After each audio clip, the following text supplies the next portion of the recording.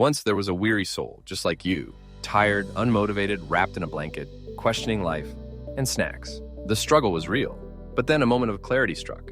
Gazing into the mirror, the truth hit hard.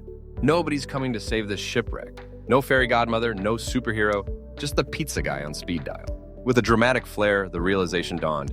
The only hero in this story is a slice of pepperoni. So what's the plan?